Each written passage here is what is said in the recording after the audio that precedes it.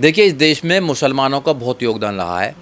मुसलमानों को केवल आरएसएस और बीजेपी के लोग जो हैं वो अपना दुश्मन मानते हैं और वो भाईचारा पैदा नहीं करना चाहते। नहीं तो देश के लोग आपस में भाईचारा बनाकर रहना चाहते हैं। चाहे वो मुस्लिम समाज हो, चाहे वो हिंदू समाज हो, चाहे वो सिख समाज हो, चाहे वो जैन समाज हो, चाहे बौद्धिस्ट समाज हो, चाहे क्रिश्चियन समाज हो, कोई भी समाज हो, आपस में सब भाईचारे से रहते हैं। केवल राजनीतिक रोटी सेकने वाले कुछ लोग ये जाति के नाम पर, धर्म के नाम पर देश को बांटना चाहते हैं, लोगों में नफरत फैलाना चाहते हैं। देखिए, ऐसा है, जब कोई आपदा आती है तो उसमें जितने भी लोग हैं जो मदद कर सकते हैं मदद करनी चाहिए, क्योंकि ये प्राकृतिक आपदा है। तो इसमें सब लोगों को, देशवासियों को इसमें अपना सहयोग देना चाहिए जो कुछ दे सकता है। और जो नहीं कर रहे हैं, जो बड़े बड़े वादे करती हैं जो पार्टियाँ, वैसे तो जो सरकार की ये जिम्मेदारी है, सरकार के पास में तंत्र है, सरकार के पास में पूरी ताकत होती है कि ऐसी अगर कोई भी आपदा आती है तो उससे निपटने के लिए सरकार के पास में बहुत कुछ ताकत होती है। अगर सरकार जानबूझकर नहीं अगर करना चाहती है, ये भी होता है कि सेंटर में किसी और की सरकार चल रही है और किसी स्टेट में किसी और की सरकार चल रही है, तो वही परेशान होने दो, जनता परेशान होगी तो इस सरकार के खिलाफ फिर वोट करेगी आगे, ये भी होता है। तो यहाँ वोटिंग का मामला नहीं होना चाहिए, लोगों के दुख तकलीफ़ को पहले प्रायोरिटी देनी चाहिए, क्योंकि देश के लोग हैं, सब भारत के लोग हैं। अगर भारत का एक व्यक्ति भी परेशान होता है तो देश के हुक्मरानों को सोचना चाहिए कि एक व्यक्ति क्यों परेशान हो रहा है। तो ये तो बाबा साहब डॉक्टर अम्बेडकर का संविधान है कि भाई संविधान सबको अच्छे डिग्निटी के साथ, सम्मान के साथ जीने का अधिकार देता है। तो इसलिए अगर किसी पर कोई आपदा आती है तो उस आपदा से निपटने के लिए सरकारों को मजबूत होना चाहिए, सरकारों को अपनी भूमिका निभानी चाहिए। ये पंजाब के वही सिख हैं जो कहीं भी दुनिया में आफत या आपदा आती है तो ये मदद के लिए सबसे ज़्यादा आगे बढ़ते हैं। आज इन्हीं के ऊपर आपदा आई है तो क्या लोगों को मदद नहीं करनी चाहिए? नहीं, बिल्कुल मदद करनी चाहिए। और भारत का स्वभाव है, भारत के लोग मदद करते हैं, एक दूसरे की मदद करते हैं। वो तो अलग बात है कि जो कुछ राजनीतिक लोग हैं वो भारत में जाति के नाम पर, धर्म के नाम पर दुश्मनी पैदा करना चाहते हैं। नहीं तो भारत का तो एक कल्चर रहा है, वो यहाँ तो बहुत भाईचारा रहा है और हर समाज के या हर धर्म के त्योहारों को एक साथ मनाया जाता है। तो यहाँ तो भाईचारे का बात है। और बाबा साहब डॉक्टर अम्बेडकर ने जब संविधान लिखा तो बाबा साहब डॉक्टर अम्बेडकर ने सबसे पहले लिखा, be the people of India, हम भारत के लोग, हम एक परिवार हैं। यहाँ तो ये नारा भी देते हैं कि भैया पूरा देश, जो पूरा दुनिया है वो एक हमारा एक परिवार है। ये वसुधैव कुटुंब का नारा भी देते हैं ये। तो जब अगर किसी भी राज्य में कोई आफत आती है या कोई आपदा आती है या कोई ऐसी चीज़ें हो जाती हैं जहाँ पर सब लोगों को साथ देना चाहिए, तो सरकारों को सबसे पहले प्रायोरिटी पे उनको लेना चाहिए। ये नहीं सोचना चाहिए कि सेंटर में हमारी सरकार चल रही है तो वहाँ हमारी सरकार नहीं है। लेकिन सर, कुछ तस्वीरें पंजाब में ऐसी देखने को मिली जिन मुसलमानों को हमेशा नफरत की निगाह से देखा जाता था, उन्हें बदनाम किया जाता था, लेकिन मदद के लिए सबसे पहले हाथ उन्होंने ही आगे बढ़ाए हैं। देखिए, इस देश में मुसलमानों का बहुत योगदान रहा है। मुसलमानों को केवल आरएसएस और बीजेपी के लोग जो हैं वो अपना दुश्मन मानते हैं और वो भाईचारा पैदा नहीं करना चाहते। नहीं तो देश के लोग आपस में भाईचारा बनाकर रहना चाहते हैं। चाहे वो मुस्लिम समाज हो, चाहे वो हिंदू समाज हो, चाहे वो सिख समाज हो, चाहे वो जैन समाज हो, चाहे बौद्धिस्ट समाज हो, चाहे क्रिश्चियन समाज हो, कोई भी समाज हो, आपस में सब भाईचारे से रहते हैं। केवल राजनीतिक रोटी सेकने वाले कुछ लोग ये जाति के नाम पर, धर्म के नाम पर देश को बांटना चाहते हैं, लोगों में नफरत फैलाना चाहते हैं। और जब से देश में बीजेपी आई है 2014 के बाद, तो उन्होंने हिंदू मुसलमानों का इतनी नफरत फैलाने का काम किया है कि पूरी दुनिया इस बात को जानती है, पूरा देश इस बात को जानता है। वो गाय की बात करते हैं, वो मुसलमान की बात करते हैं, वो पाकिस्तान हिंदुस्तान की बात करते हैं, कब्रिस्तान और शमशान की बात करते हैं, वो पता ना और क्या क्या बात करते हैं। इट मीन्स कि हर चीज़ में वो हिंदू मुसलमान देखना चाहते हैं। अगर किसी भी समाज, किसी व्यक्ति पर कोई अगर प्रॉब्लम आती है तो ये स्टेट की रिस्पॉन्सिबिलिटी है कि उसको दूर किया जाए। ये देश के लोगों की जिम्मेदारी है कि अपने भाइयों को कर देना कि हम भाईचारा चाहते हैं। देखिए, नहीं, देश के मुसलमान हो, देश के हिंदू हो, देश की आम जनता हो, वो भाईचारे से ही रहना चाहती है, वो शांति से ही रहना चाहती है। देश की जनता तो यहाँ पर बेचारी भूखी है। देश की जनता के पास तो खाने के लिए नहीं है। देश की जनता लड़ना नहीं चाहती है। देश की जनता तो मान सम्मान से अपना जीवन व्यतीत करना चाहती है। ये कुछ चंद चालाक राजनीतिक लोग हैं, धार्मिक लोग हैं, जो धर्म के नाम पर लोगों का बंटवारा करना चाहते हैं। उधर भी हैं, इधर भी हैं।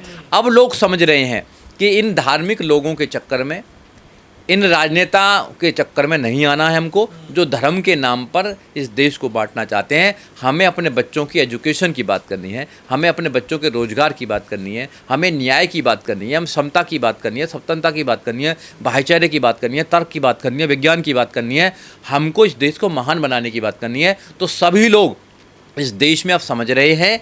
इसलिए जो लोग हैं, जो सत्ता में बैठे हुए हैं, वो भयभीत हैं कि भाई हम जाति के नाम पर, धर्म के नाम पर जो राजनीति करते थे, अब यहाँ के लोग समझने लगे हैं। अब हमारी राजनीति का जो एक पाप का घड़ा था वो फूटने वाला है। तो लोग समझदार हैं, लोग इस देश में नफरत नहीं फैलाना चाहते, क्योंकि उन्होंने इस देश को लूटकर अपने व्यापारी भाइयों को दे दिया है।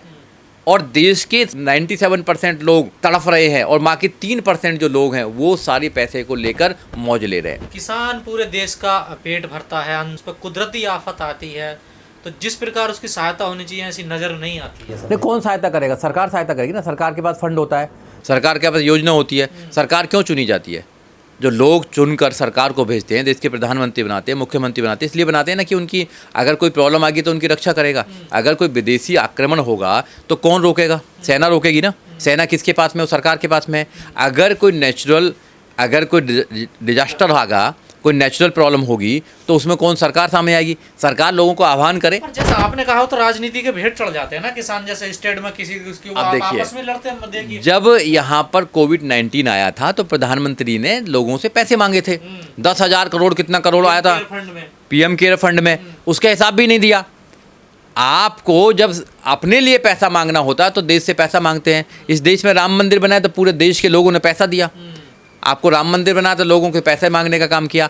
आपने वर्ल्ड बैंक से कितने हज़ार करोड़ रुपए ले रखा है, बहुत ज़्यादा पैसा ले रखा है। मगर जब अगर किसी स्टेट में अगर कोई ऐसी दुर्घटना होती है या ऐसी आपदा आती है तो उसमें सरकार अपने हाथ को पीछे खींचने का काम करती है। वहाँ पर किसी और पार्टी की सरकार चली, इसलिए ऐसा नहीं सोचना चाहिए। इस देश में मानवता जो है वो जब भी जिंदा रहेगी जब एक दूसरे की मदद करेंगे, इंसान इंसान की मदद करेगा। मगर धर्म के नाम पर जो व्यवस्था बनी हुई है, यहाँ तो इंसान इंसान से नफरत करता है। एक इंसान दूसरे इंसान को मंदिर में नहीं घुसने देता। एक इंसान दूसरे इंसान के हाथ का टच करा हुआ पानी नहीं पीता है। पता ही ना, यहाँ तो इतना अनटचेबिलिटी है, जातिवाद है, छुआछात है, धर्मवाद है, क्षेत्रवाद है, लैंग्वेजवाद है, सब तो वाद हैं आप सारे। तो ये इनकी जो पैदा करते हैं ये राजनीतिक लोग करते हैं, और इसकी जननी जो है वो आपको जानते हैं कि कौन है। लेकिन जब इस प्रकार की आपदाएं या आफत देश पर आती है तो जो अपने आप को बड़ा कहते हैं, जो ठेकेदार बनते हैं, वो नज़र नहीं आते इन चीज़ों। नहीं, ठेकेदार केवल आग लगाने के लिए नज़र आते हैं। हिंदू मुसलमान की बात करेंगे, जितने बाबा बड़े बड़े बाबा हैं जो बड़ी बड़ी बात करते हैं, कोई सामने नहीं आएगा, कोई सामने नहीं आता है। केवल धर्म के नाम पर धर्म की चाशनी लोगों को पिलाने के काम आते हैं ये। और हज़ारों करोड़, हाँ, हज़ारों करोड़ रुपया कमाते हैं और वहाँ पे ये अय्यासी करते हैं और कुछ नहीं करते हैं। पहले बाबा भी कुछ जेल जा चुके हैं 376 में, ये लोग भी, इनका भी हाल यही होने वाला है।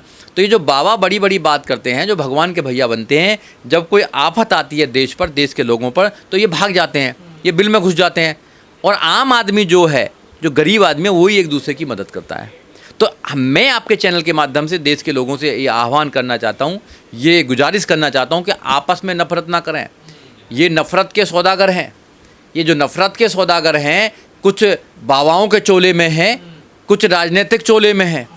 तो इनसे दूर रहें, इनकी बातों को ना मानें। आप आपस में प्यार करें, भाईचारे से रहें, देश को महान बनाएं, अपने बच्चों के भविष्य को आगे बढ़ाने के लिए अच्छी सरकार चुनें, और इस देश में जो गलत हो रहा है उसका खिलाफ आप आवाज़ उठाएं। जब तक आप गलत के खिलाफ आवाज़ नहीं उठाएंगे, गलत का सामना नहीं करेंगे, ऐसे गलत लोग देश की सत्ता में स्थापित होते रहेंगे और आपके बच्चों के अधिकारों को मारते रहेंगे और सारे पैसे को लूटकर कुछ चंद पूंजीपति लोगों को देते रहेंगे। और आप केवल 5 किलो अनाज में खुश रहते रहना।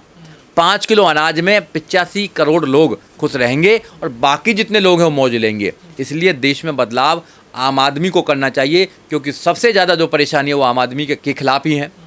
भाई, चाहे रोज़गार की प्रॉब्लम हो, एजुकेशन की प्रॉब्लम हो, रूल ऑफ लॉ की प्रॉब्लम हो, आपकी सुरक्षा की प्रॉब्लम हो, सारी जितनी प्रॉब्लम है आपके साथ में है। इसलिए जो आम आदमी है उस आम आदमी को सोचना चाहिए कि जब आप पर कोई परेशानी आती है, आपके घर में कोई बीमार होता है तो उसको इलाज भी नहीं मिल पाता। आपके घर में कोई बच्चा होता है और आप सपना देखते हो कोई IAS, PCS, doctor, engineer, professor, जज, वकील बनाएंगे, उसके लिए अच्छी एजुकेशन भी नहीं है। हिंदी मीडियम की बात करते हैं कि हिंदी मीडियम बढ़ाओ, हिंदी मीडियम बढ़ाओ, पर हिंदी मीडियम की बात कर रहे हैं भैया, यहाँ तो हिंदी का कोई काम ही नहीं है। दिल्ली के किसी भी कोर्ट में हिंदी का कोई काम ही नहीं है, ना डिस्ट्रिक्ट कोर्ट में, ना हाई कोर्ट में, ना सुप्रीम कोर्ट में। तो काहे की हिंदी की बात कर रहे हो तुम भैया?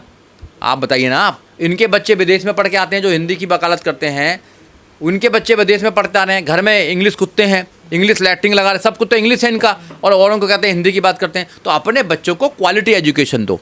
हिंदी भी अच्छी है, हिंदी भी पढ़ाओ, ऐसा नहीं कि हिंदी तो पढ़ ही देता आदमी भाई, जो लोकल लैंग्वेज है वो भी पढ़ाओ, मगर जो इंटरनेशनल लैंग्वेज है इंग्लिश, उसको भी पढ़ाने का काम कीजिए। क्योंकि अगर अपने बच्चों को क्वालिटी एजुकेशन नहीं दोगे तो फिर इनके बच्चे ही राज करेंगे, इनके बच्चे बड़े बड़े उसमें होंगे और तुम्हारा शोषण करते रहेंगे, तुम्हारा खूंस चूसते रहेंगे। इसलिए आम आदमी को खड़ा होना पड़ेगा और आम आदमी को इनकी चालाकियों से समझकर भाईचारा पैदा करना पड़ेगा। हिंदू हो, मुसलमान हो, सिख हो, ईसाई हो, जैन हो या बौद्धिस्ट हो, आपस में भाईचारे से रहें, देश को महान बनाएं और ऐसे जो लोग नफरतकारी लोग हैं उनको सत्ता से उखाड़ कर फेंकें।